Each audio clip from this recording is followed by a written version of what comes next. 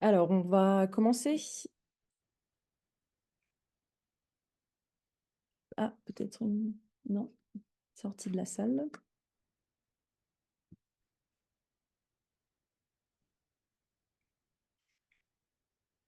Ok, donc bonjour à toutes et à tous. Merci de vous être connectés pour assister à ce premier webinaire du dialogue énergie.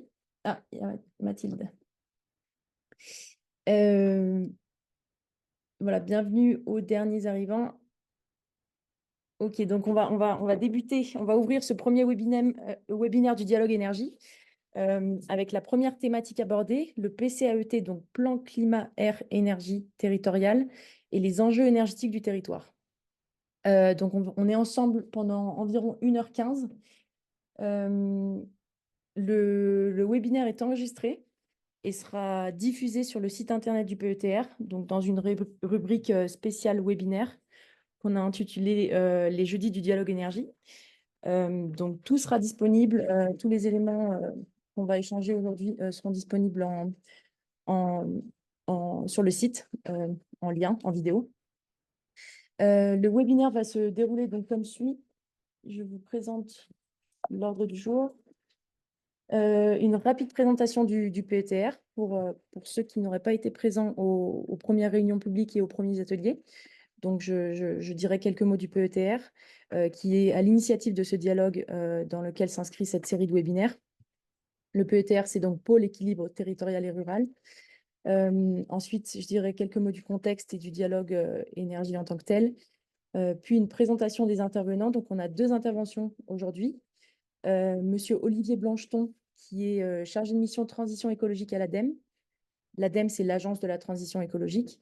Cette première intervention a été enregistrée, donc on aura une petite demi-heure avec Olivier Blancheton qui nous présentera les enjeux et la politique énergétique d'un point de vue plutôt national, international aussi, mais aussi la déclinaison rapide sur les territoires. Et ensuite, on aura un point de vue plus local avec Monsieur Pierre Leroy, donc président du PETR, dans un deuxième temps.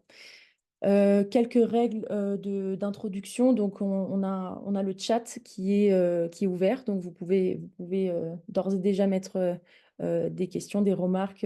Si vous avez un petit souci technique, vous pouvez vous manifester par le biais de ce chat. Voilà, c'est assez interactif. Sinon, les vidéos, vous pouvez les activer si vous le souhaitez ou rester cachés. On aura à la fin une petite discussion et on aura aussi un temps de questions entre les deux interventions. Donc, ça doit être assez interactif. Si vous le souhaitez, vous pouvez intervenir. Voilà, donc je vais présenter le PETR. Est-ce que vous voyez bien? Oui, là, c'est bon. Donc, le pôle d'équilibre territorial et rural, c'est un établissement public. Donc, c'est un grand territoire. On a environ 2200, donc 2138 exactement kilomètres carrés, étendu, donc 36 communes, 36 000 habitants, donc une assez faible densité. Il y a aussi deux parcs sur ces territoires, donc le parc national des Écrins et le parc naturel régional du Queyras. Le PETR est issu des trois communautés de communes que sont le Grand Briançonnais, le Pays des Écrins et le Guillestrois-Queyras. Les élus en sont les administrateurs et au PETR, il y a un président, Monsieur Pierre Leroy, et une directrice, Madame Daphné Khalifa. Pour expliquer brièvement ce que c'est qu'un PETR, euh, bienvenue, il y en a un nouveau participant. OK. Pour expliquer brièvement ce que c'est que le PETR, en général, on se souvient assez bien de l'idée de pays. Donc, cette entité territoriale créée pour tirer parti des cohérences géographiques, historiques, économiques ou sociales dans le cadre de l'aménagement du territoire. Donc, la démarche pays s'est assez bien développée sous l'effet des lois de décentralisation des années 1980, mais aussi des années 2000. Il y a eu une réforme dans les années 2010, une réforme des collectivités territoriales qui a entraîné une baisse, un ralentissement de la création des pays. Et c'est qu'en 2014, avec la loi MAPTAM, qu'à la fois la structure, mais aussi la philosophie des pays à regagner en consistance, donc à travers les PETR, les pôles d'équilibre territorial et rural. Et c'est aussi en 2014 que le PETR devient un établissement public. Donc le but d'un PETR concrètement, c'est de mettre en place des projets de territoire. Et nous, au sein du PETR, on travaille sur des missions qui sont données par les collectivités. Donc nos missions émanent directement de la volonté, des besoins des collectivités. L'équipe d'ingénieurs territoriaux dont je fais partie travaille sur des thématiques liées aux transitions, donc au pluriel, à la fois des transitions écologiques, mais aussi énergétiques ou touristiques, en mobilisant un certain nombre d'outils et en cohérence autant que possible avec l'État. Oui, je crois que quelqu'un lève la main.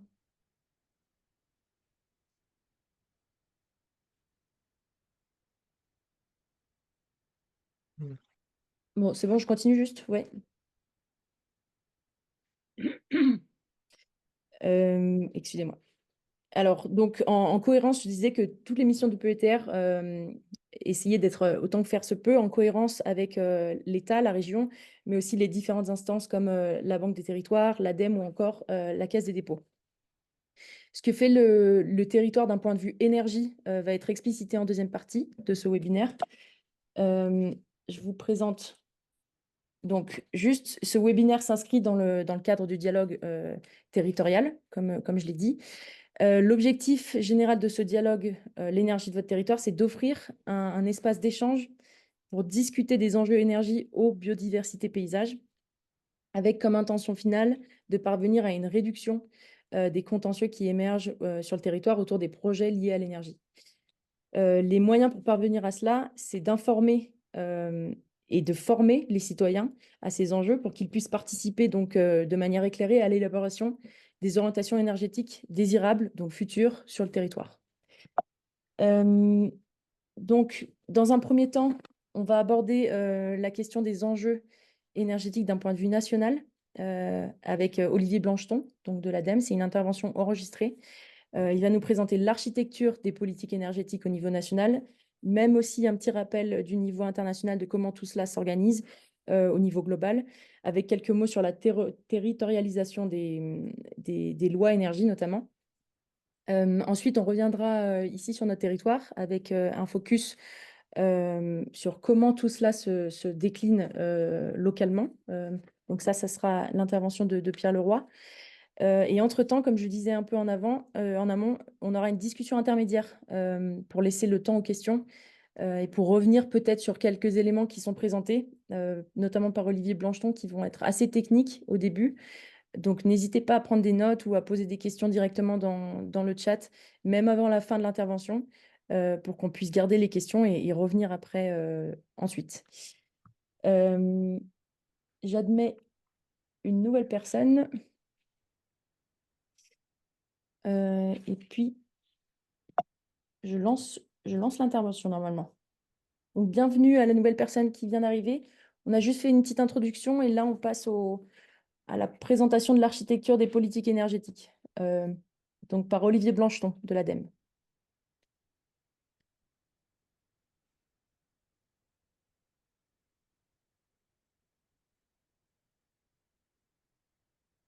Bonjour à toutes et à tous. Je m'appelle Olivier Blancheton et je travaille à la direction régionale de l'ADEME en Provence-Alpes-Côte d'Azur. Et j'ai le plaisir d'ouvrir ce webinaire consacré au PCAET et les enjeux énergétiques du territoire. Éviter l'ingérable, gérer l'inévitable.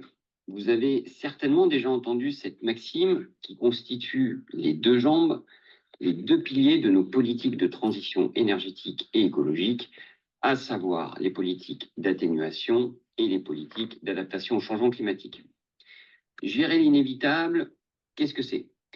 Gérer l'inévitable, ça consiste et ça va consister en la mise en place de toutes les solutions d'adaptation possibles aux cas actuels ou attendus. Donc là, il s'agit des actions en matière d'adaptation au changement climatique. Éviter l'ingérable, qu'est-ce que c'est? Il s'agit de limiter et réduire les émissions directes et indirectes des gaz à effet de serre dans l'atmosphère qui sont la source, comme vous le savez, du réchauffement climatique. Ces gaz à effet de serre sont issus de nos activités humaines et en PACA, qui représentent à peu près 10% des émissions nationales.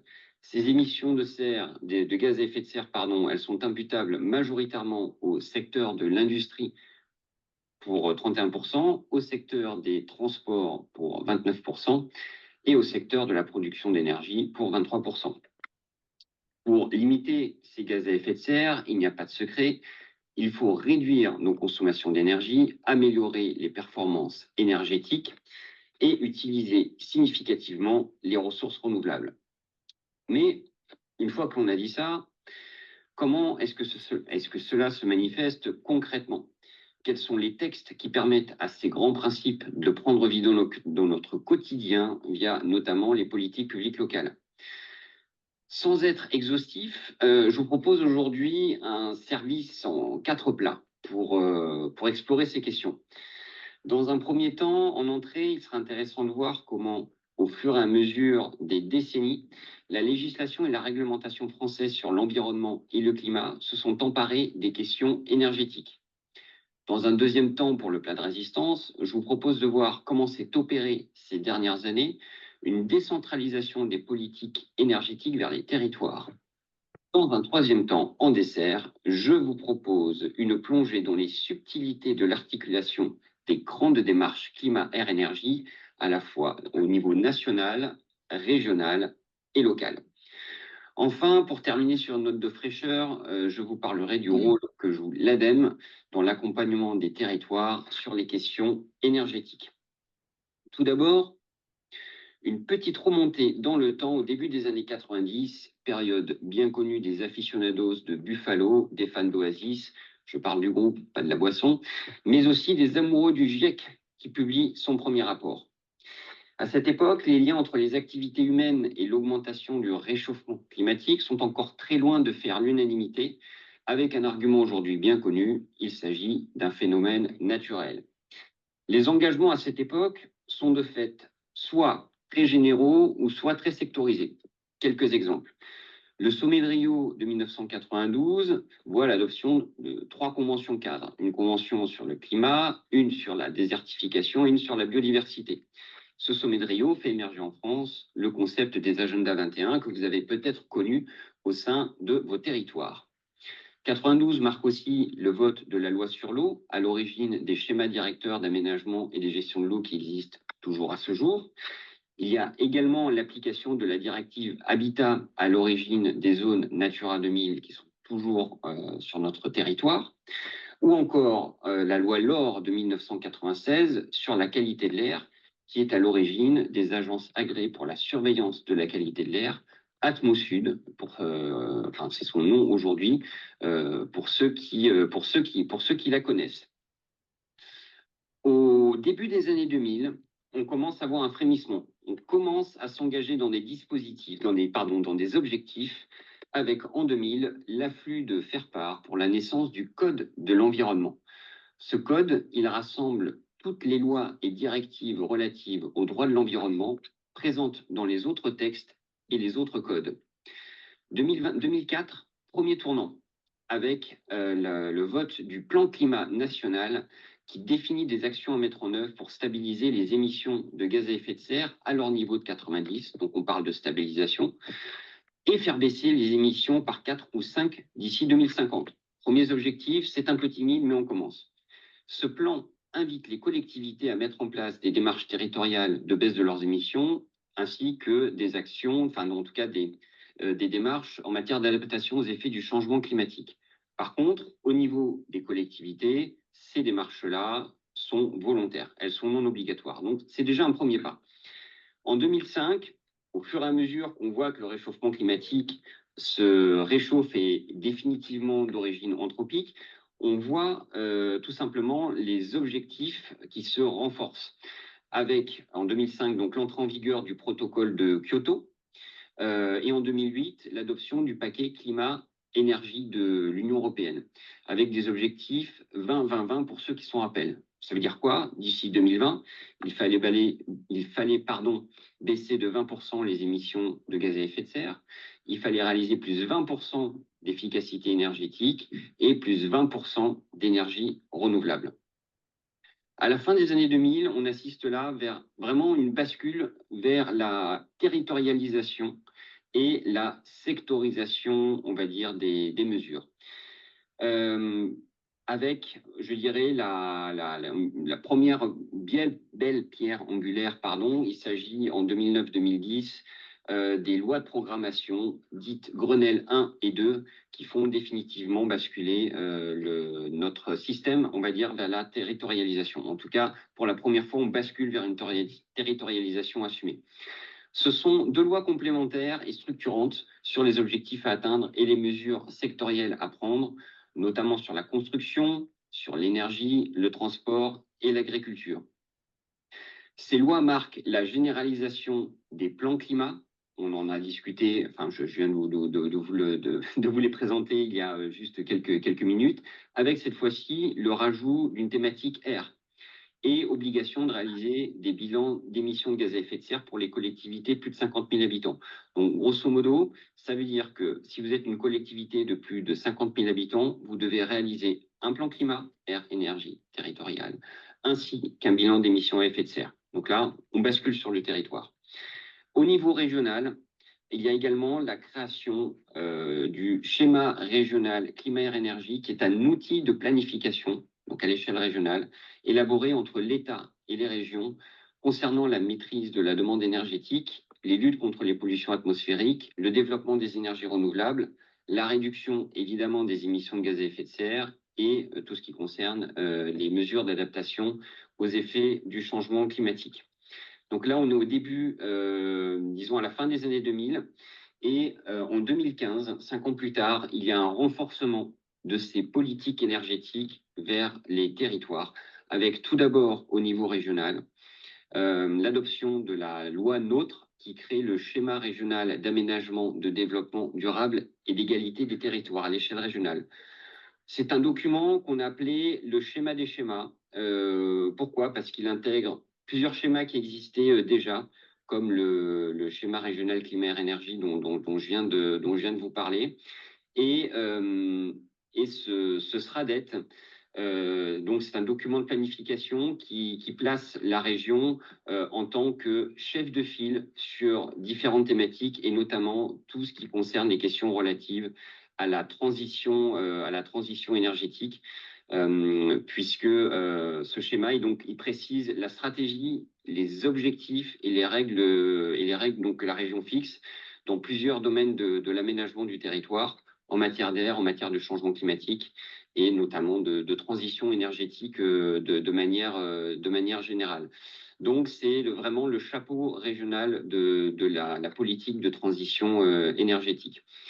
Il y a également, en 2015, la loi Transition énergétique pour la croissance verte et ses décrets associés, qui renforcent ses objectifs de réduction de gaz à effet de serre, ainsi que des réductions de la consommation énergétique et d'augmentation de la part des ENR dans le mix énergétique. Surtout, cette loi, elle oblige les EPCI de plus de 20 000 habitants à réaliser un plan climat, air, énergie territorial. Donc, vous voyez bien, avant, on était sur une obligation pour les collectivités de plus de 50 000 habitants. Et là, aujourd'hui, on baisse le curseur de réalisation d'un plan climat, donc c'est-à-dire l'ossature de la politique de transition énergétique d'un territoire pour des collectivités de plus de 20 000 habitants.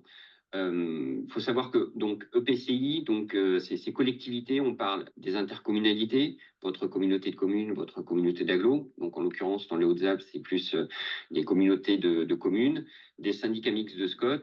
Et plus rarement, il y a des PETR, comme le PETR du Briançonnais, du Guiers 3, Queyras, du IS3 Kira et du pays des Écrins qui l'ont fait, et ainsi que dans le Var, le PETR dans le Gard, dans les Bouches-du-Rhône, le PETR du pays d'Arles qui l'ont fait.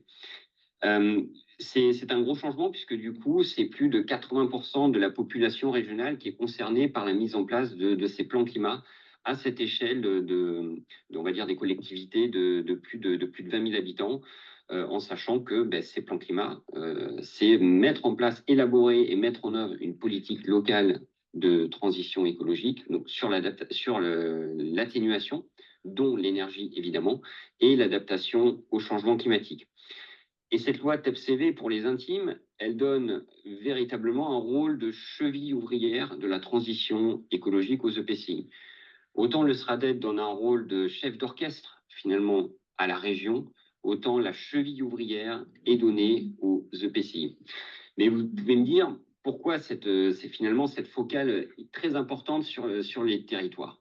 Donc, sans pour autant remonter aux grandes lois de décentralisation et la fameuse citation du président de l'époque, François Mitterrand, qui disait « La France a eu besoin d'un pouvoir fort et centralisé pour se faire. Elle a aujourd'hui besoin d'un pouvoir décentralisé pour ne pas se défaire. » Donc, au-delà de cette décentralisation qui est nécessaire, il y a plusieurs raisons à cette focale au niveau des territoires. Il faut tout d'abord savoir que 15% des émissions de gaz à effet de serre sont directement issues des décisions qui sont prises par les collectivités territoriales concernant leur patrimoine, donc bâtiments, éclairage public, flotte de véhicules, ainsi que par leurs compétences, transport, déchets, distribution d'énergie, de chaleur, etc. Cet effet sur les émissions est aussi important sur les orientations que ces collectivités prennent et les effets que ces orientations peuvent avoir. Donc, dans ces cas-là, on peut toucher jusqu'à 50% des émissions de gaz à effet de serre sur un territoire, notamment sur les politiques en matière d'habitat, d'aménagement, d'urbanisme ou encore d'organisation des transports. Au-delà de cet effet levier qui existe, les collectivités, par l'investissement local qu'elles apportent, sont indispensables. Elles sont le premier investisseur public en France. C'est 58% des investissements publics et ça représente 54 milliards d'euros d'investissement en 2022. Et dernier point qui est quand même important, les collectivités sont aussi les premières concernées par les effets du réchauffement climatique. Un emploi sur 3 est exposé à un risque inondation et 2 communes sur 3 sont exposées à au moins un risque naturel. Donc pour toutes ces raisons, il était très pertinent de localiser le plus possible les politiques de transition énergétique et écologique, d'où la place des intercommunalités, d'où la place qu'on a donnée aux intercommunalités dans la mise en œuvre de ces politiques. En 2015, il y a aussi la stratégie nationale bas carbone, qui fait partie des schémas d'une stratégie qui constitue la mise en œuvre de la loi TEPCV dont je viens de vous parler.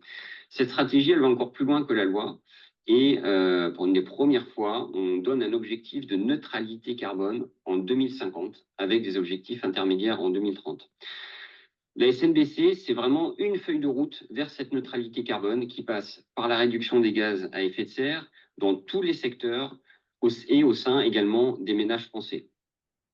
2019, on proclame l'urgence écologique et climatique avec la loi climat-énergie. On crée le Haut Conseil pour le climat et on révise à la hausse les objectifs et la cadence de la décarbonation.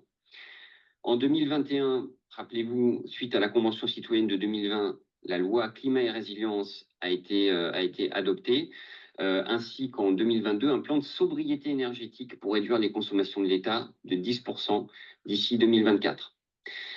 Enfin, c'est jamais terminé, mais en tout cas, à noter la loi relative à l'accélération de la production des énergies renouvelables, qui a pour but de diviser par 2 le temps d'instruction des projets et de les sécuriser face aux différents recours, de mobiliser en priorité les terrains déjà artificialisés, et puis remettre la décision au niveau des élus qui doivent définir ces zones pour qu'ensuite les ENR puissent se déployer en ayant une meilleure sécurité. Je mets des guillemets évidemment à sécurité. Ce qu'on peut également enfin noter, c'est qu'il y avait une loi de programmation sur l'énergie et le climat qui définissait les objectifs et priorités de l'action en matière de politique énergétique nationale, qui devait être publiée avant le 1er juillet 2023, mais qui a été abandonnée en 2024.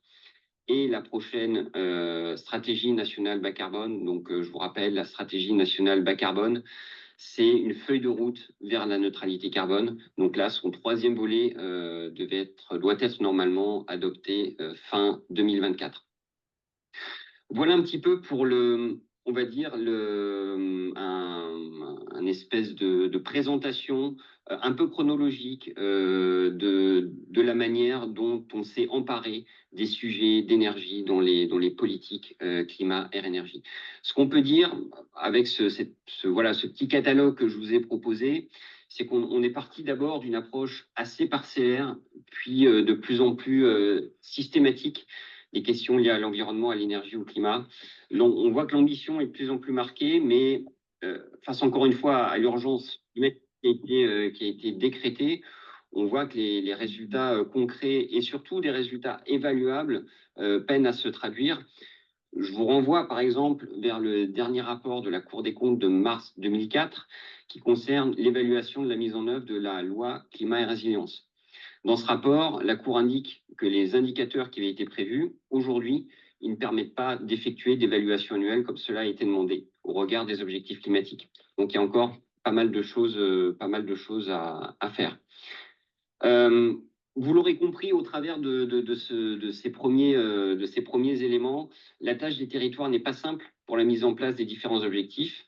Les objectifs, on va dire les objectifs nationaux, doivent être pris en compte dans les objectifs régionaux, qui sont ensuite mis en œuvre dans les politiques locales. Et là, je vais vous présenter un petit schéma qui, en tout cas, je l'espère, va vous faire frémir la rétine. Alors, ce schéma-là, il s'agit tout simplement de l'articulation, entre les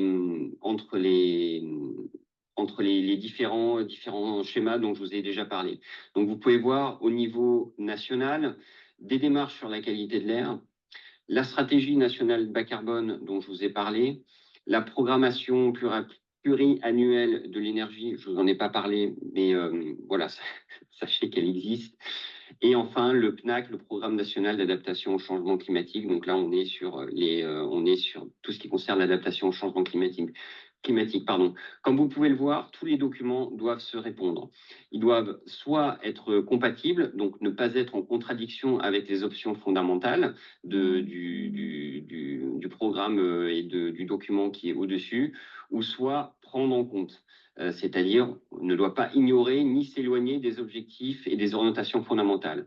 Cela tout simplement dire que quand vous élaborez au niveau local votre plan climat, vous devez le faire en bonne intelligence à ce que prévoit le SRADET, donc le schéma régional réalisé par la région, donc en l'occurrence la région, le vote était en 2019, et ce fameux schéma régional doit prendre en compte tous les objectifs de la stratégie nationale bas carbone, de la PPE.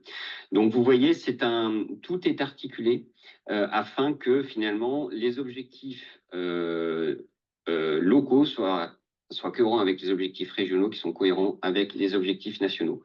Et votre collectivité doit évidemment naviguer dans ces éléments-là. Ce qui est très loin d'être simple. Au-delà du respect de cette articulation, votre territoire doit aussi jongler entre des objectifs dont certains sont contradictoires.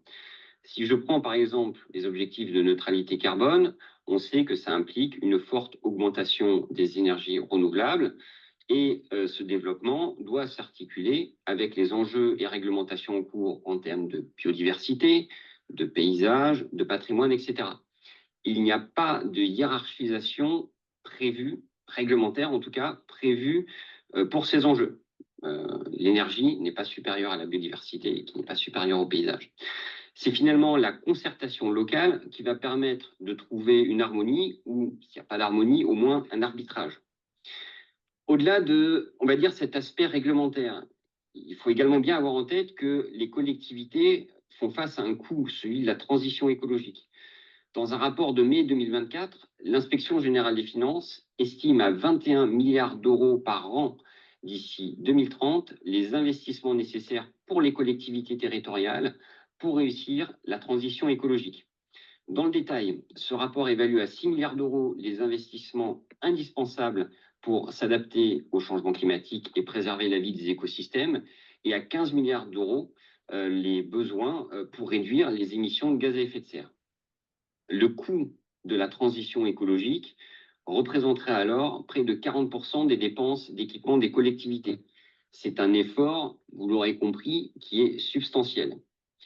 Ce rapport précise également que les collectivités territoriales attendent de l'État une prévisibilité de leurs ressources pour planifier la transition écologique.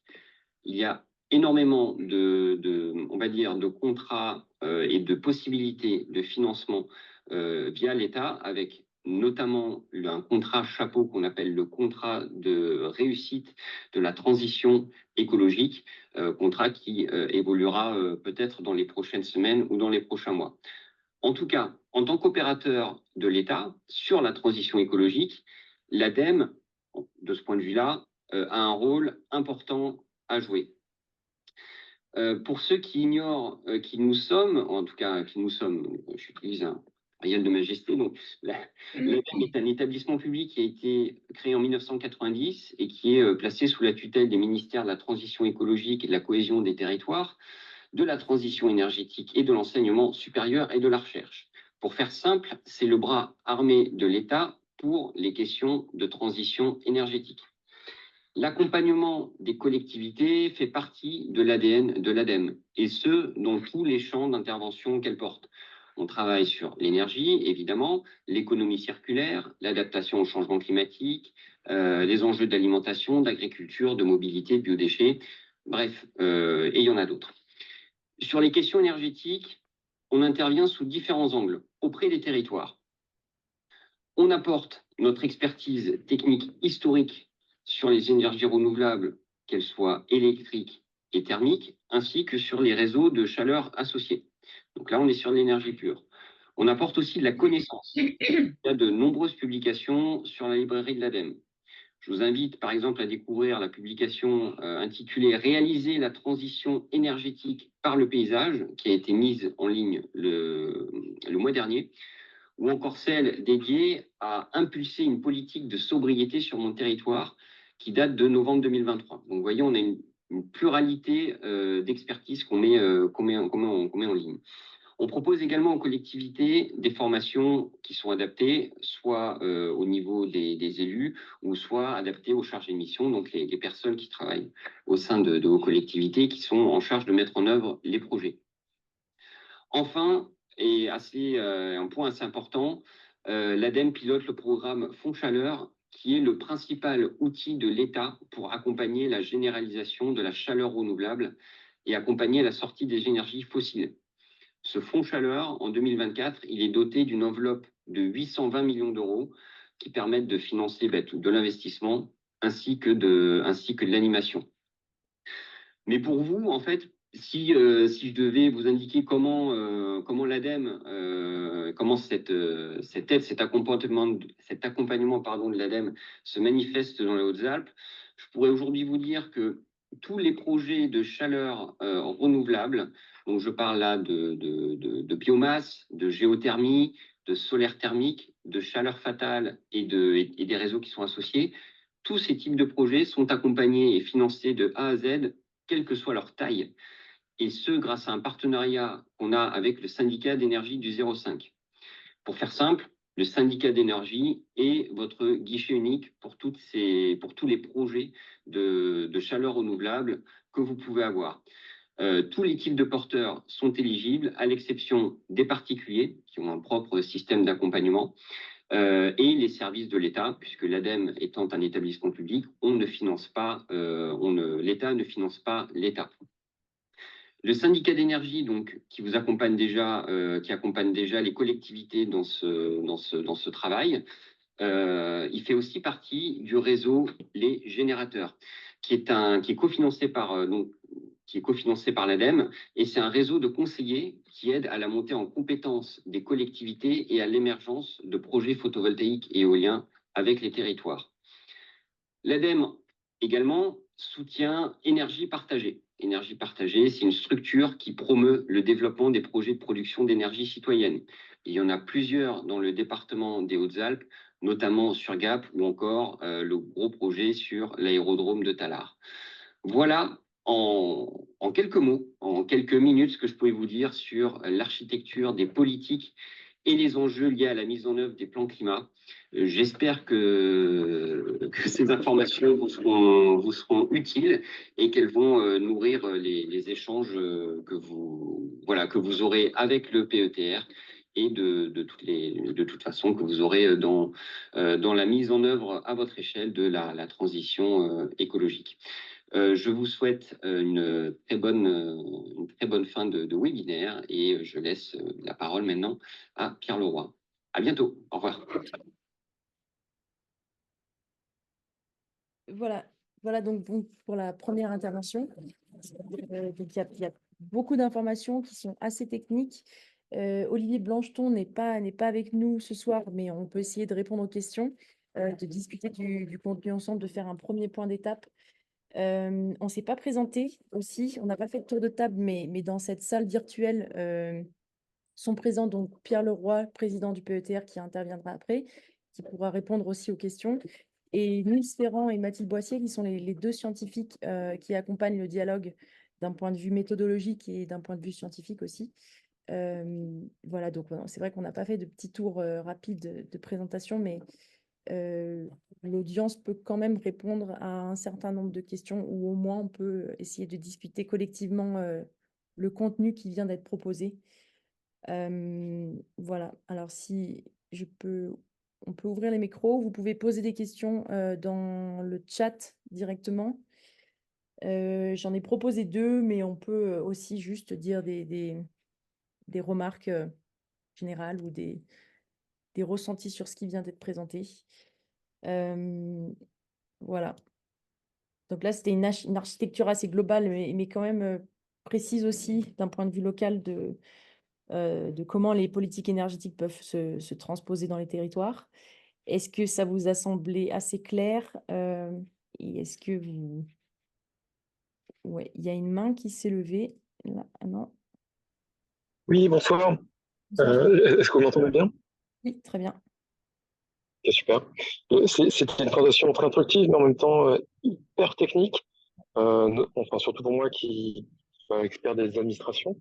Est-ce qu'il y a un document synthétique qui permettrait d'y voir un peu plus clair à tête reposée là-dessus? Je pense notamment à tous les objectifs et contraintes parfois contradictoires entre les échelons nationaux, régionaux, locaux.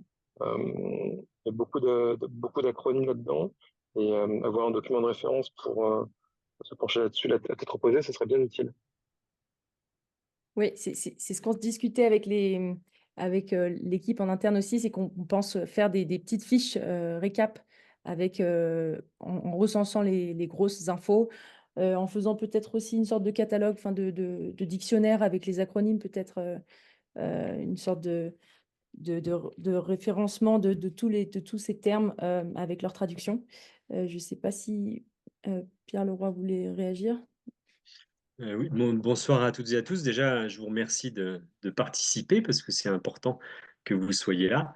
En effet, notre objectif, il était de préciser le cadre de cette concertation, donc de vous donner quand même une vision un petit peu globale. Alors, on est bien conscient que c'est très complexe, hein.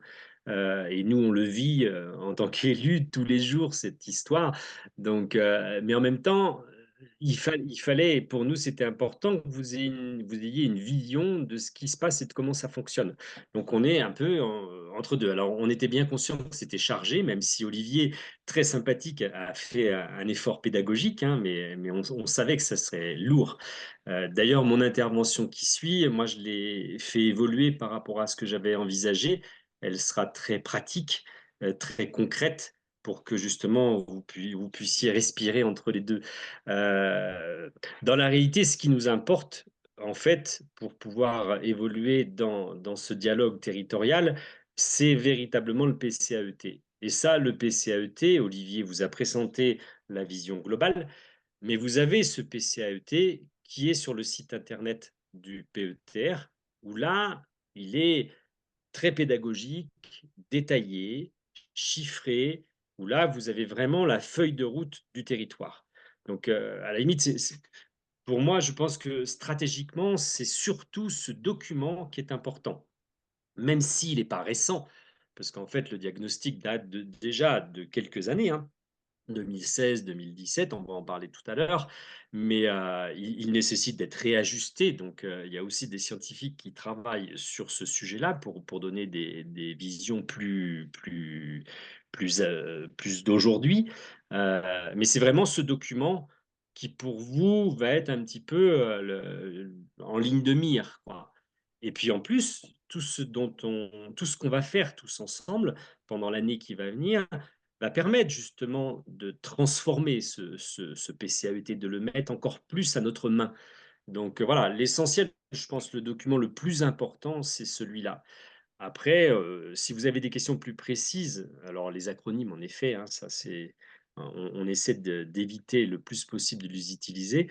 Et puis après, on est évidemment disponible pour tout type de documents dont vous auriez besoin à l'avenir. Donc n'hésitez pas à nous les demander, hein, ne serait-ce que le fonctionnement des collectivités, hein, avec ce fameux millefeuille architectural des collectivités entre l'Europe, l'État, les régions, le département, les PETR et les pays, les communautés de communes, les communes. On le sait, c'est pas facile. Derrière aussi, il y a les compétences qui sont liées à ces différents échelons. Donc, c'est pas non plus très simple de s'y repérer. Mais en tout cas, on sera là pour répondre à vos questions.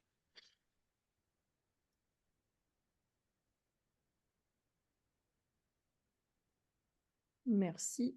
Est-ce qu'il y aurait une autre remarque, éventuellement une question?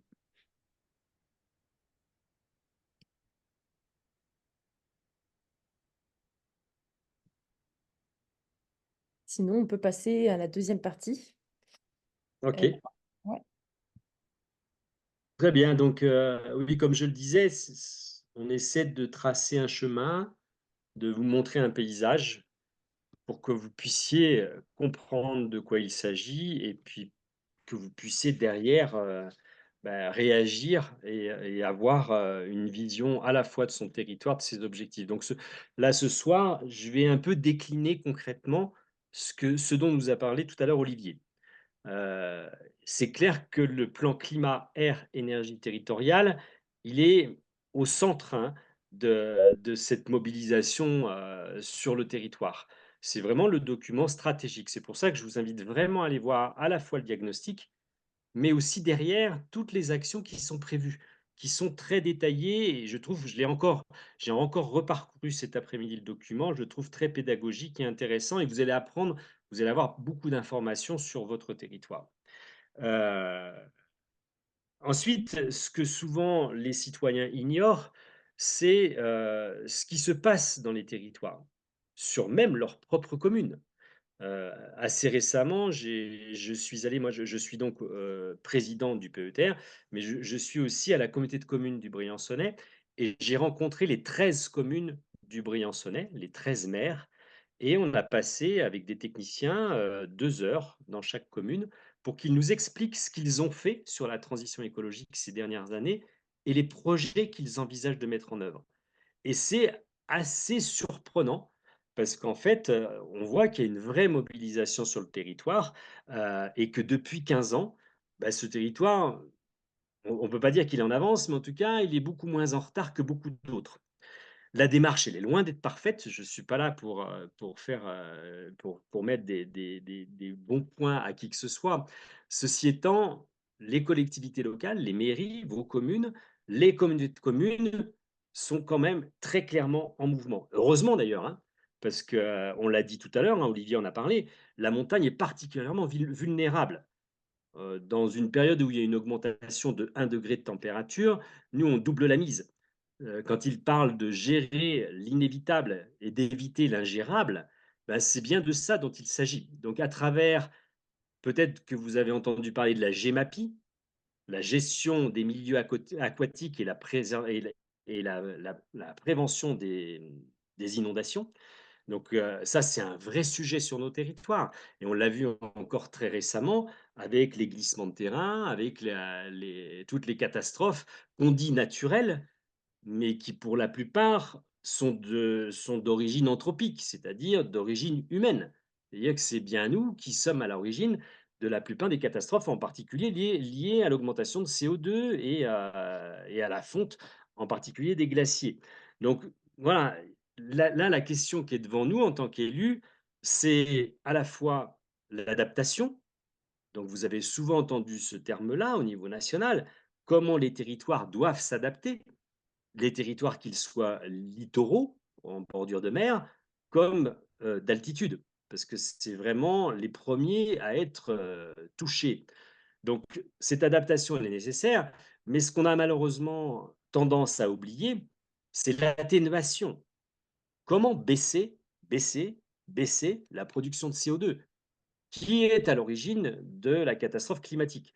Donc là, c'est un vrai sujet sur lequel, bah, tout le monde essaie de se pencher, avec des résultats, plus ou moins satisfaisants. On ne peut pas dire que l'atténuation aujourd'hui, ce soit un cheval de bataille qu'on ait pris véritablement à bras le corps. Donc voilà ce qui est devant nous en tant qu'élus et c'est pas nécessairement très simple. Pour en revenir à notre PCAET, notre plan climat, air, énergie territorial. Donc le diagnostic, je vous l'ai dit, ça vaut le coup d'aller voir. En gros, et encore une fois, les chiffres ne sont pas très récents, mais en gros, à la louche, notre consommation est de 1134 gigawattheures sur le pays grand-briançonnais. Notre production, parce qu'on produit des énergies renouvelables, on est à 590 gigawattheures. Donc on a un différentiel, donc sur la balance énergétique, on a un différentiel de 550 gigawattheures. Ça, c'est au pas de temps annuel. Donc c'est aussi une chose à bien étudier, vous le verrez dans le diagnostic, vous verrez toutes ces périodes où en fait on est très très fortement déficitaire et quelques périodes où on est excédentaire. Parce qu'en effet, l'hydroélectricité en particulier, elle produit plus à certains moments de l'année plutôt qu'à d'autres. Bref, je ne vais pas rentrer dans le détail, mais et puis derrière, il y a aussi le type d'énergie. Souvent, on mélange énergie et électricité. On ne parle pas de la même chose. Donc, il faut vraiment différencier. Vous verrez aussi dans ces documents, vous aurez des détails quant à ces sujets-là. Est-ce qu'on parle de chaleur, d'électricité? Est-ce qu'on parle de transport? Est-ce qu'on parle de chauffage? Donc, tout ça a des impacts très différents. Et donc derrière, eh bien, ça génère des attitudes vis-à-vis de ces chiffres et sur lesquels il est important de se poser. Là, on parle d'énergie, de consommation, de production d'énergie, mais aussi la question, tout à l'heure j'en ai parlé, c'est aussi la production de CO2 et tout ce qui est derrière avec les particules fines. Tout à l'heure, Olivier a fait allusion à Atmos Sud. Donc, on est aussi sur le territoire concerné par Atmos Sud. C'est-à-dire que ça se trouve en plein centre de Briançon. On a un petit bâtiment qui est bardé de capteurs dans tous les sens, pour lesquels on a des mesures de pollution sur l'air du territoire. Vous aurez à l'automne les dernières mesures qui vont vous être communiquées, qui sont plutôt positives par rapport à ce qui se passait les années précédentes. On a une évolution qui est plutôt favorable. D'ailleurs, même sur la consommation d'énergie, elle est plutôt à la baisse. Donc, on est plutôt dans une situation qui est assez favorable. Et puis derrière, vous aurez dans ce document du plan climat toutes les pistes qui sont envisagées, sachant que les objectifs sont bien au-delà de Kyoto. Tout à l'heure, c'était les 3 fois 20, moins 20 et plus 20. Aujourd'hui, il est question de réduire de 20% en effet nos consommations d'énergie à l'échelle de 2030. Il est question de diminuer de 40% nos gaz à effet de serre aussi à l'échelle de 2030. Et puis, il est question d'aller vers l'autonomie énergétique, 75% d'autonomie énergétique en 2030 et 100% en 2050. Donc, ça veut dire que à la fois, il faut baisser de 240 gigawattheures nos consommations, et augmenter de 350 gigawattheures notre production. Donc c'est un vrai challenge, c'est complexe, ces chiffres peuvent bouger, hein. Si nous décidons d'aller beaucoup plus loin sur les réductions de consommation d'énergie, nous n'aurons pas à aller aussi loin en termes de production d'énergie pour envisager d'aller vers l'autonomie énergétique du territoire. Donc voilà, vite fait brosser, parce qu'il faudrait évidemment aller dans le détail, et le détail, vous l'aurez dans le document. Donc vraiment, le PCAET, c'est le travail qu'on mène aujourd'hui. Pour mener ce travail, on a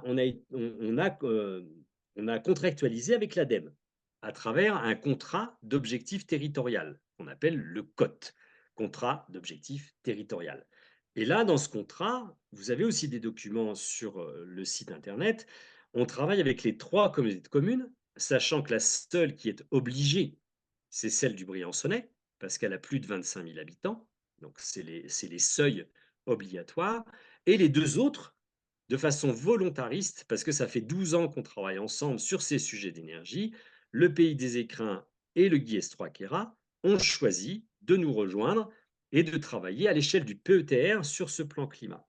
Donc, c'est à l'échelle aussi du PETR qu'avec l'ADEME, on fait le bilan des actions qui ont été menées ces dernières années, à la fois planification, comment on planifie ce travail, comment on travaille sur l'approvisionnement de l'énergie, sur les réseaux de chaleur, sur ces choses-là, comment on gère le patrimoine public des collectivités, comment on travaille sur la mobilité, sur les activités économiques, sur le tourisme, sur les bâtiments résidentiels et le tertiaire, sur la forêt, sur l'agriculture, avec l'abattoir, sur le foncier. Donc, vous voyez, c'est large, ça touche tous les domaines de la vie quotidienne et de la vie citoyenne. Donc voilà, le COT, actuellement, on y travaille, on est contrôlé, évalué en permanence. Les communautés de communes sont engagées, les 3 communautés de communes, avec des actions détaillées sur ces sujets-là, et voir les communes aussi. Les communes s'engagent et travaillent sur ces sujets-là. Donc on l'a vu avec les autres contrats, parce que le PETR, en fait, signe des contrats avec l'Europe, avec l'État, et depuis 12 ans, la totalité de ces contrats sont construits autour de la transition écologique. En fait, on est sur cette ligne depuis une douzaine d'années. On l'est aussi par rapport au projet de territoire. C'est-à-dire qu'on a travaillé en concertation avec les citoyens pour que, peut-être certains d'entre vous ont participé, hein, à ces moments de concertation, où les citoyens nous ont dit ce vers quoi le territoire devait évoluer. Donc ça fait l'objet d'un document que vous pouvez aussi visiter, hein, le projet de territoire. Et dans ce projet de territoire, en fait, on décline ce projet pour travailler sur les besoins primaires des populations. C'est-à-dire que l'idée, c'est celle-là. On est cerné par un tas de crises, la crise climatique, la crise de biodiversité, la crise démocratique, la crise sociale. Bref, l'idée est que plus les collectivités sont en capacité de répondre aux besoins primaires des populations, plus on sera en capacité de, justement, de s'adapter, d'être résilient sur les territoires. C'est quoi les besoins primaires? Ben, c'est boire, c'est manger, c'est pouvoir avoir du lien social, donc se déplacer, c'est pouvoir être logé décemment sans consommer trop d'énergie, c'est pouvoir gérer ses déchets localement de façon adaptée. Donc ça veut dire que les collectivités, leur rôle, c'est de tout mettre en œuvre pour que le citoyen puisse, lui, changer de pratique. Si le citoyen veut manger local et bio, qu'est-ce qu'il faut faire? Si le citoyen veut, dans son logement, pouvoir consommer moins d'énergie, qu'est-ce qu'il faut faire? S'il veut se passer d'un véhicule sur des territoires de montagne, en zone rurale, qu'est-ce qu'il faut faire? Donc, vous voyez que le travail, là, pour le coup, il est intense. Et donc, les contrats que nous avons passés, donc on a eu le TEPOS, Territoire à énergie positive, il y a une douzaine d'années, TEPCV, à l'époque, c'était Territoire à énergie positive pour la croissance verte. Ensuite, il y a eu le contrat de transition écologique et solidaire. Ensuite, il y a eu le contrat de transition écologique. Ensuite, il y a eu le contrat de relance et de transition écologique. Donc, vous imaginez tous ces contrats que nous avons passés avec l'État au service des populations nous ont permis de déployer des projets. Par exemple, concrètement, sur le TEPCV, Territoire Énergie Positive pour la Croissance Verte, il y a eu 59 opérations qui ont été subventionnées sur le territoire. Ces 59 actions, d'ailleurs, ont été proposées par les citoyens. À l'Argentière-l'ABC, il y a eu 150 personnes qui ont travaillé en concertation et qui nous ont dit, voilà, nous les citoyens, c'est ça qu'on a envie de développer. Et derrière, nous avons obtenu 1 500 000 € que nous avons dépensés. Alors, je ne sais pas si vous vous souvenez, on avait subventionné des vélos électriques sur le territoire. Il y a plusieurs centaines de vélos électriques, mais aussi on a réhabilité thermiquement 19 bâtiments publics dans 21 communes.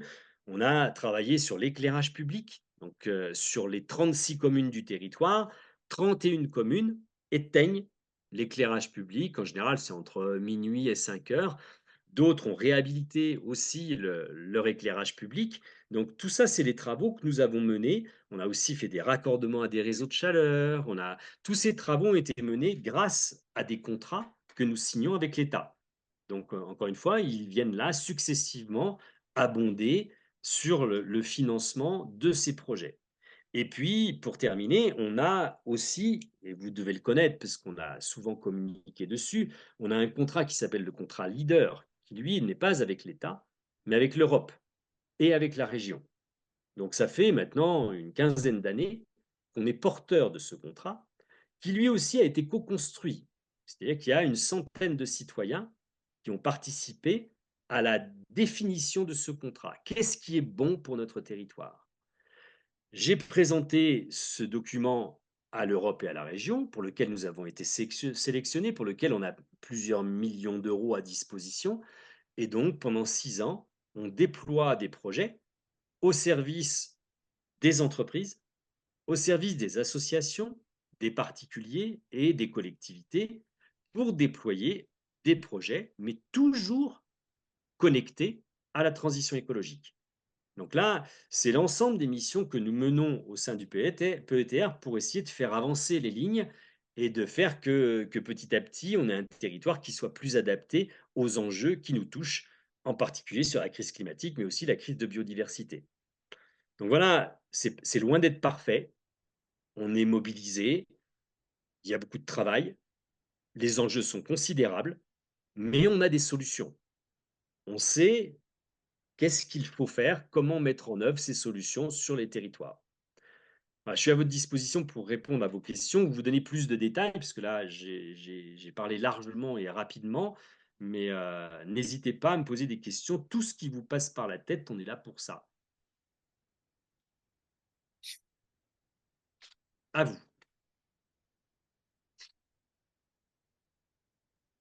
Il y a Merci. peut-être... Merci beaucoup. Oui, peut-être qu'il y a des réactions.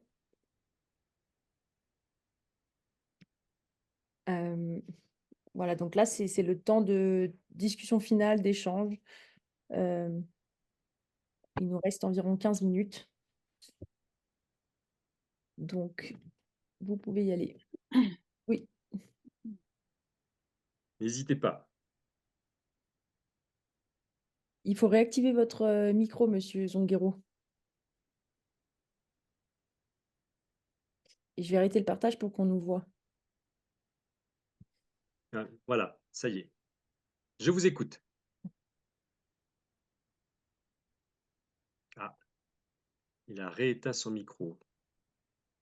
Alors, on ne vous entend pas. Vous devez activer votre micro, monsieur. Ah, ça y est, ça devrait marcher là. On ne vous entend pas. Ouais, c'est bizarre. Ouais. Alors, il y a Régis Bémo qui a levé la main. Peut-être qu'entre-temps, on peut prendre la question de Régis. Allez-y, Régis. Oui, je voulais rentrer un petit peu plus dans le dur des actions qui ont été concrètement, ou des diagnostics en tout cas, qui ont été complètement posés dans le cadre de différents projets qui ont été menés jusqu'à présent.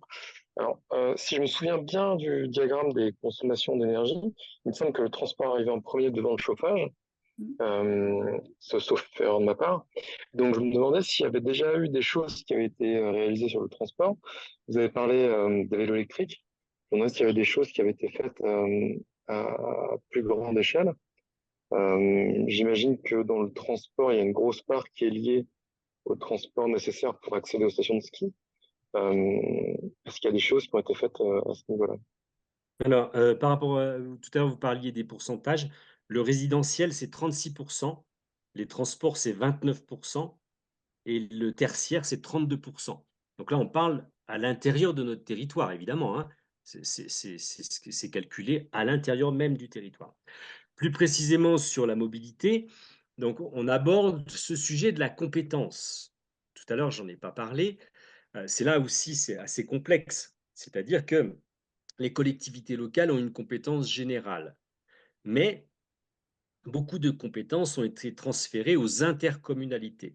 Par exemple, celle des déchets. Là, aujourd'hui, sur la communauté de communes du Briançonnais, c'est une régie intercommunale qui gère les déchets. Sur le Guillestroy-Queyras et sur les Écrins, c'est un syndicat. Ils se sont réunis, les deux Comcom, et c'est un syndicat, le SMITOMGA, qui gère les déchets de ces deux collectivités. Sur la mobilité, c'est une compétence complexe parce qu'il y a la mobilité qui nous permet d'arriver jusqu'à notre territoire, donc en train, par exemple. Il y a les routes aussi, nationales, départementales, tout ça, vous connaissez. Et puis, il y a la mobilité interne à la communauté de communes. Il se trouve que les trois communautés de communes, le Briançonnais, le Guillestroy-Queyras et le Pays des Écrins, n'en sont pas au même point.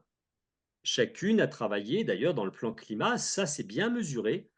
On voit que chacune a travaillé différemment sur les différents sujets. Donc, il y en a certaines qui sont plus en avance sur certains sujets et plus en avance, d'autres qui sont plus en avance sur d'autres.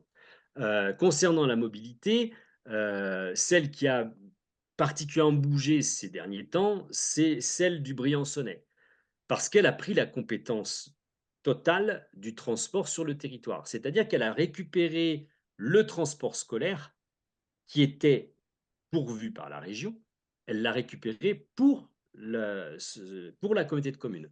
Avant, sur la CCB, la communauté de communes du Briançonnais, il y avait 12 commanditaires de transport, 12 entités qui commandaient du transport. Aujourd'hui, il n'y en a plus qu'une, c'est la CCB. Donc en fait, on a tout réorganisé. Si vous passez par Briançon, vous allez voir le réseau Altigo, qui est très récent, qui a 2 ans, c'est tout récent. Et j'ai fait le bilan du fonctionnement du réseau Altigo à la communauté de communes il y a 4 jours. Donc c'est plus que récent en tant que vice-président de la communauté de communes. Et on a des résultats extrêmement positifs. On a augmenté de 15% l'usage du transport en commun sur le réseau Altigo. Donc, et là, on monte en puissance tous les jours. On a déployé de nouveaux réseaux. On permet de faire monter les citoyens dans les transports scolaires pour les collégiens et les lycéens, pas les primaires. Donc là, on a démultiplié les solutions de transport. On a fait sauter ce qu'on appelle les hauts-le-pied, c'est-à-dire que quand le bus partait de Briançon pour aller par exemple à Servières, pour aller chercher les enfants, il était interdit de monter dans le bus. C'est terminé. Aujourd'hui, c'est possible de monter dans le bus à ce moment-là. Donc on a démultiplié les solutions de transport et on est en train d'encore augmenter les solutions de transport en commun. Il n'y a pas que le transport en commun. On a travaillé aussi sur le covoiturage organisé, on a travaillé sur l'autopartage, et là, avec le conseil départemental. C'est-à-dire que le réseau Pouce et Mobicop sont deux dispositifs qui n'existaient pas avant et qui aujourd'hui permettent de se transporter en autostop organisé. Et puis, on déploie aussi sur les territoires un certain nombre de pistes cyclables. Donc là, on est en train de travailler plus particulièrement sur la piste qui va à Névache, entre Briançon et Névache. Ça fait un certain nombre d'années qu'on travaille sur celle de la Guisane, très complexe à mettre en œuvre du fait des acquisitions foncières. Mais il y a des pistes cyclables qui ont été créées dans la ville de Briançon à plusieurs endroits. Les pistes cyclables, elles, sont de la compétence des communes. Et ça nécessite des fonds très importants, en particulier si elles sont faites en site propre. Donc tout ça avance de façon inégale, suivant les territoires, les moyens, la forme géographique. C'est évident que le Guillestroy-Queyras, il y a très peu d'habitants, éclatés sur des villages qui sont épars au fin fond du Queyras. Organiser du transport n'est pas toujours très simple. Donc, il y a un schéma de mobilité qui va démarrer dans le Queyras. La délibération a été prise dans le Guillestroy-Queyras. Donc, le mouvement est en route, c'est le cas de le dire. Et il y a du travail qui se fait entre les trois Comcom pour essayer de s'aider mutuellement, se donner des conseils sur cette compétence.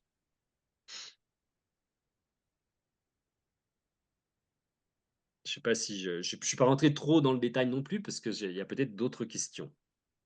Ça répond à votre question Oui, d'une certaine manière, ce que j'entends, c'est que il n'y a pas vraiment moyen de proposer de solution à moins de rationaliser les réseaux de transport ou alors Excusez-moi, d'aménager. je vous entends très très mal. Je vous entends très très Excusez-moi. mal. Est-ce que vous pouvez répéter? Est-ce que vous entendez mieux comme ça? Oui, oui, tout à fait. Ce que moi j'ai compris de votre réponse, c'est que la seule manière d'avoir un vrai impact important, c'était de rationaliser les transports en, en synchronisant d'une certaine manière les différents échelons. Oui. Et sauf à faire ça, de n'intervenir qu'au niveau de ce que la commune peut faire, c'est-à-dire les cyclables mais pas vraiment transport en commun, quoi. Alors si, Sauf à se réapproprier la compétence, quoi. bah oui, il faut que la communauté de communes ait cette compétence et qu'elle décide. C'est la Comcom qui décide d'aller jusqu'où elle le souhaite sur le déploiement du transport en commun sur son territoire. Et c'est vrai que la communauté de communes a fait un choix assez fort et radical. Et on y a travaillé ces 2 dernières années. Et donc, les résultats sont très encourageants. On a aussi augmenté le périmètre urbain. C'est-à-dire qu'avant, le tube, c'était comme ça qu'on l'appelait, c'était uniquement sur Briançon. Après, c'était sur Briançon, Villars-Saint-Pancras. Ensuite, Briançon, Villars-Saint-Pancras, puis Saint-André. Et ensuite, et on l'a interconnecté avec toutes les autres lignes qui vont jusqu'à la Grave, jusqu'à Névache, et on y a associé le transport scolaire. Ce qui fait que l'offre a été totalement démultipliée. Et le transport qui correspondait à Briançon-Névache était très, très utilisé, donc c'était sur réservation, et malgré tout, on s'est rendu compte, on a fait une réunion publique à Névache, que les habitants étaient très demandeurs. Du coup, on est en train de faire que la ligne Briançon-Névache devienne une ligne régulière. On est en train, en ce moment même, y travailler. Donc, vous voyez, les choses, elles avancent. Plus les gens vont monter dans le bus, plus on va déployer de nouveaux services avec des horaires qui soient le plus adaptés possible. Et puis derrière, il y a aussi le financement, évidemment. Donc, quand on fait un transfert de compétences, on fait aussi ce qu'on appelle un transfert de charge. C'est-à-dire que le transport scolaire qui était payé par la région, à hauteur de 2 500 000 € pour la communauté de communes du Briançonnais, quand nous avons récupéré le transport scolaire, nous avons aussi récupéré les finances qui correspondaient. Donc là, ça permet vraiment d'avoir un levier pour transformer des choses sur les territoires. C'est complexe, ça demande une forte volonté politique, mais c'est possible. Et je suis d'accord avec vous que le transport est quand même quelque chose d'essentiel. Donc là, on a voté mardi dernier à la communauté de communes une étude aussi sur la gare de Briançon pour faire un pôle multimodal au niveau de la gare avec le soutien de la région. Donc en ce moment même, on lance une étude spécifique pour que, une fois que les touristes arrivent à la gare, ils aient toutes les solutions qui leur soient offertes. Transport en commun, pistes cyclables, covoiturage organisé, autopartage, etc., etc. Parce qu'en fait, la solution dans les territoires ruraux, on le sait bien, elle est multiple. Ce n'est pas une solution, c'est une combinaison de plusieurs solutions. Autre question ou remarque? N'hésitez pas, on est là pour ça. sais pas si vous m'entendez, moi j'ai une question. Oui. Oui, concernant concernant d'éventuels chiffres ou d'éventuels, enfin, comment on peut avoir des éléments qui permettent de mesurer le chemin parcouru, puisque nous avons des objectifs. Il y a eu des objectifs qui ont été au niveau, enfin, définis au niveau national, déclinés au niveau territorial. Et comment on peut savoir où est-ce qu'on en est, qu'est-ce qu'on a fait comme chemin, parce que ça date il y a, il y a eu différents objectifs depuis déjà un certain nombre d'années. Et, où est-ce qu'on peut trouver des éléments qui nous permettent de savoir où on en est, de savoir comment on a avancé? Alors, si vous allez sur le document du PCAET, déjà, il y a des chiffres, il y a des évolutions. Vous allez voir comment la consommation énergétique est en train de baisser, comment la production de CO2 est en train de baisser.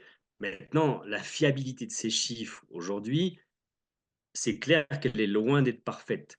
Alors peut-être Niels peut intervenir, mais les chercheurs aujourd'hui sont aussi en train de travailler sur des calculs de flux pour nous donner des éléments justement concrets. Alors, je n'ai pas connaissance, parce que là, c'est eux qui travaillent dans leur laboratoire. Je n'ai pas le détail de ce qu'ils vont nous livrer comme document, mais peut-être Niels peut donner plus d'éléments là-dessus. S'il est là, ou Mathilde, si elle est là, non? Oui, avec pas beaucoup de lumière, je suis désolée. Mais je peux pas rétablir ça sans me lever, donc je vais C'est pas répondre comme grave, ça. on te devine et on t'entend. Voilà, on devine, c'est ça. Bonsoir à tous et tous et merci d'être présents. Oui, dans ce qui est fait, il y a notamment un gros travail d'analyse de données sur tout ce qui est disponible sur les analyses, enfin, sur les données énergie, pour essayer de créer des documents qui récapitulent tout ça et qui seront mis en discussion plus tard dans le processus. Pour l'instant, on en est plutôt à des phases de formation et d'information, mais ensuite, il y aura des phases de discussion autour d'un diagnostic. Et du coup, on est en train de travailler là-dessus pour pouvoir fournir un diagnostic sur ces flux d'énergie qui traversent le territoire, où l'énergie est produite, comment elle est consommée, ce qui se passe au milieu. Ça, ce sera pour l'énergie, et puis on va essayer de compléter au maximum avec les impacts que cette production et consommation d'énergie peuvent avoir sur ce territoire. Voilà, on est en train de travailler là-dessus. Et on verra ce qu'on arrive à avoir en fonction des données qu'on arrive à trouver.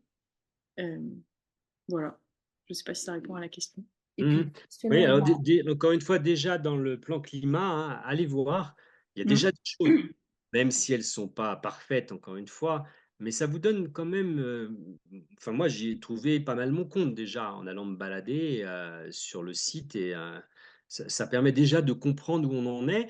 Et d'ailleurs, c'est plutôt positif par rapport à plein d'autres territoires.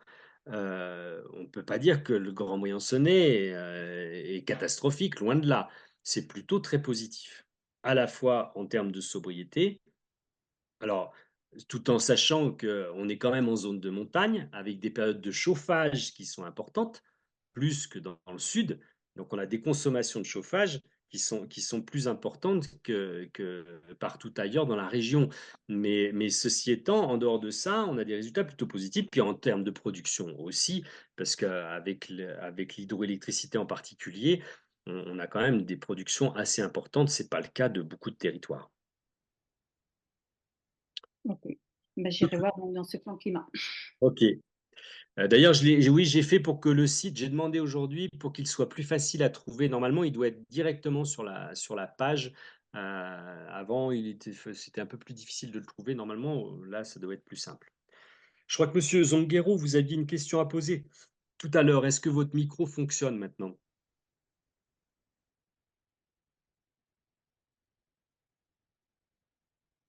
Ah non, ça n'a pas l'air de marcher. je ne crois pas, ouais.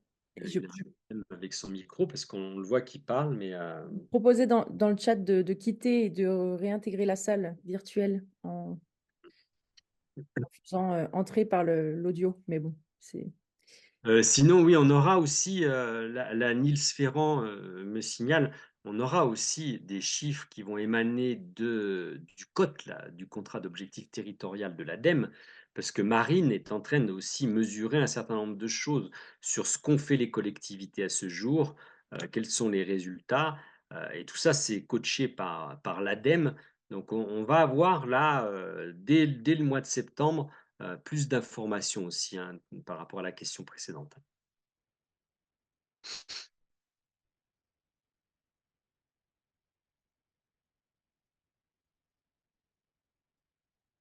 J'avais une question similaire à celle de Pascal Mhm. sur les impacts concrets, chiffrés des différentes mesures. J'imagine que c'est une question qui revient souvent dans les politiques énergétiques. Et comment faire pour pas comparer des pommes et des vaches? Euh, le, euh, on a une consommation énergétique de tant de gigawattheures, une production de tant de gigawattheures.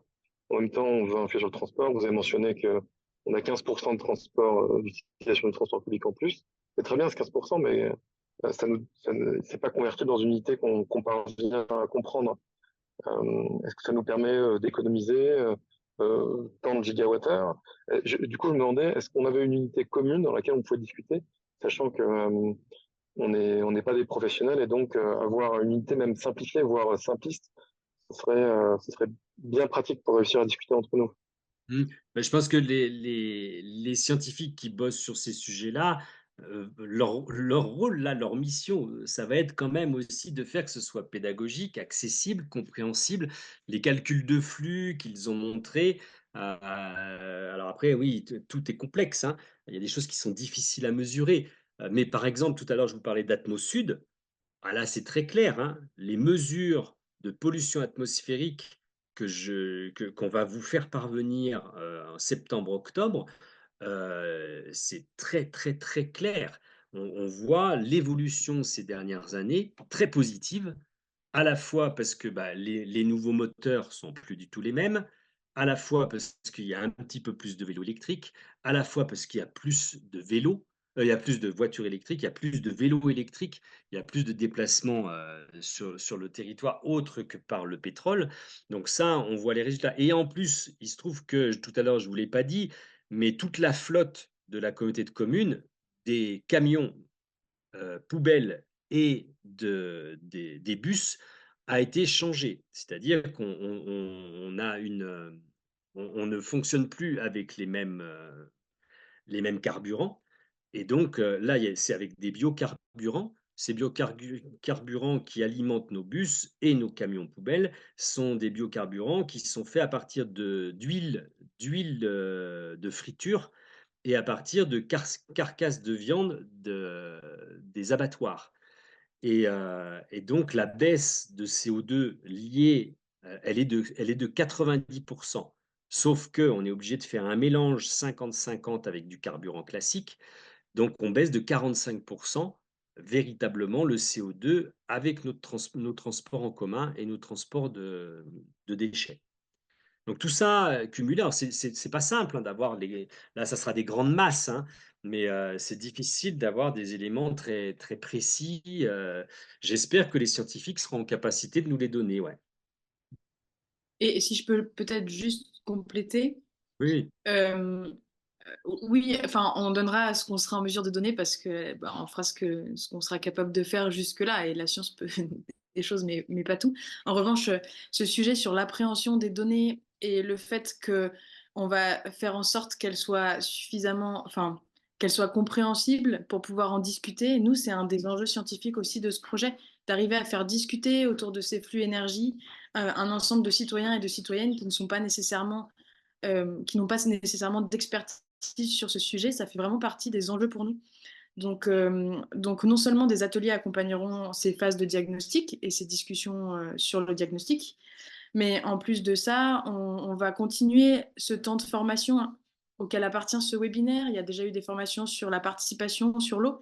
Et en fait, comme l'énergie reste un thème assez important de ce dialogue, on va aussi ajouter des formations sur l'énergie à l'automne qui sont actuellement en cours de construction, justement pour faciliter l'appréhension et la discussion de ces informations plus techniques énergie. Si je peux me permettre, mon point était pas tellement, était non seulement la compréhension, mais aussi le fait de comparer les différentes mesures. Parce que si on veut pouvoir proposer des mesures, je m'attends à ce qu'on doive faire des arbitrages. Donc pour ça, il va falloir qu'on puisse comparer euh, les émissions de CO2 par rapport, mettre ça en arbitrage par rapport à la pollution de l'air, etc.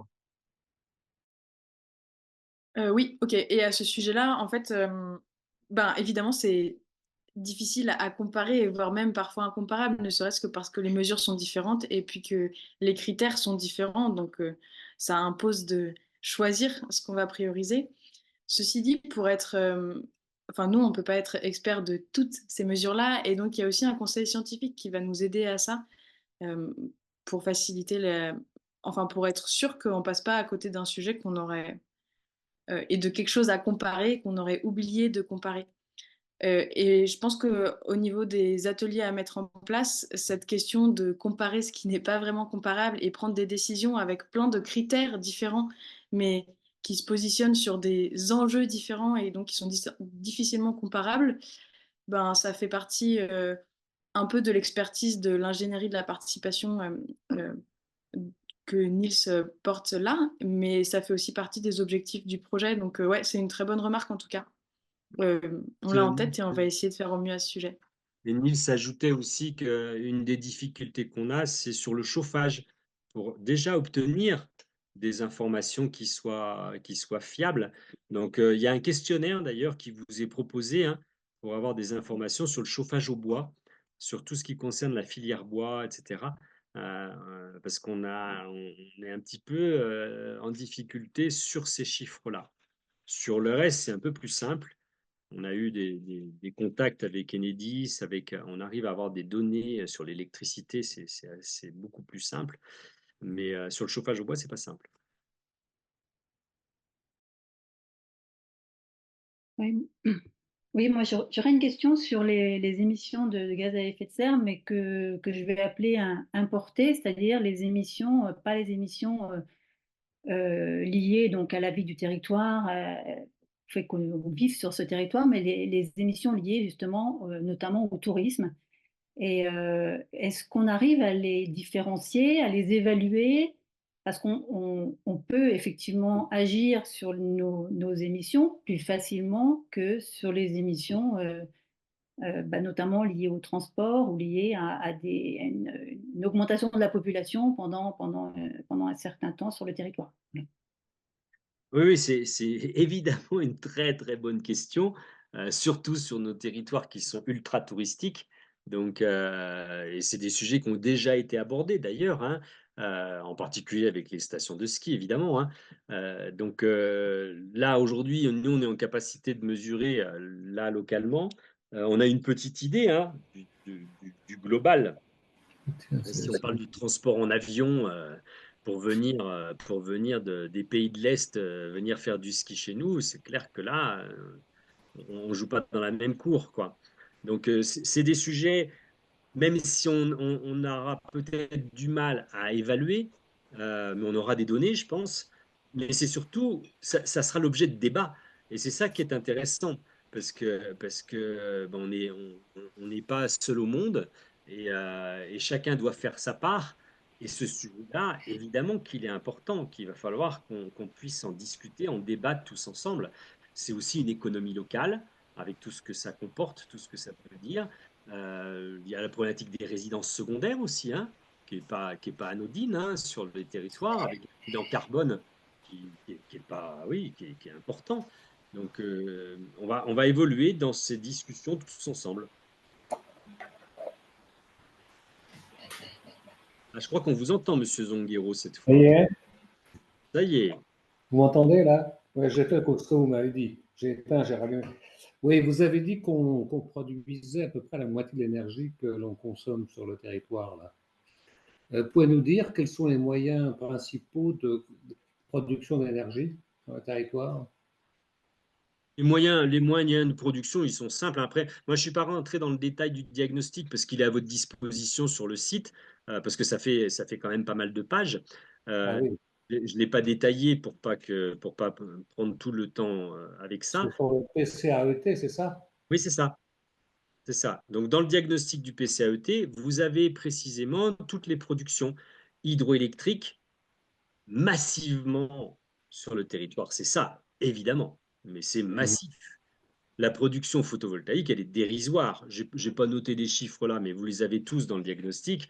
Euh, Ouais. et après, il y a tout ce qui concerne aussi la filière bois, mais massivement, c'est l'hydroélectricité. Je discutais encore ce midi avec Niels. Imaginez sur l'Agra Villard d'Arène, il y a neuf centrales de turbinage, Ah ouais. plus sur l'Agra Villard d'Arène. Et nous, on a le pont Je Bali. vois pas de la route, non? Je dis pas, c'est pas bien ou mal, c'est pas le sujet. C'est on a énormément de production, que ce soit sur Nevache, que ce soit dans le Kéra, que ce soit dans le pays des Écrins. Dans nos 3 communautés de communes, on a beaucoup de production. Alors la plus grosse, c'est le pont Baldi, évidemment, le barrage qui est juste en face de chez vous. Euh, Bah oui, mais c'est l'hydroélectricité. Regardez les chiffres, hein, c'est impressionnant, ouais. Et comment on peut l'augmenter alors, à votre avis? La production d'énergie, Oui, parce que l'hydroélectricité, on a dû tout exploiter, je pense. là, vous demandez un avis personnel. Oui. Ah, Non, mais ça va faire partie de nos travaux, là, ça, je bah suppose. oui, bah D'un évidemment. côté, on va essayer d'économiser l'énergie, de l'autre côté, on va essayer d'en produire un peu pour être autonome, quoi. Bah justement, ça sera l'objet du débat de l'automne. Donc là, en effet, hein, il y a des solutions qui sont décrites encore une fois dans le plan climat en termes de sobriété. Là, baisser de plus de 200 gigawattheures nos consommations, c'est tout à fait à notre portée. Donc, il y a beaucoup de solutions qui appartiennent aux collectivités, mais aussi aux socioprofessionnels, mais aussi aux particuliers. Donc, on a tous notre part à faire en termes de sobriété. Mais là aussi, il peut y avoir des débats sur qu'est-ce qui est acceptable en termes de sobriété. Vous savez, en 2009, quand sur la commune de Puy-Saint-André, quand j'étais maire, on a voulu éteindre l'éclairage public.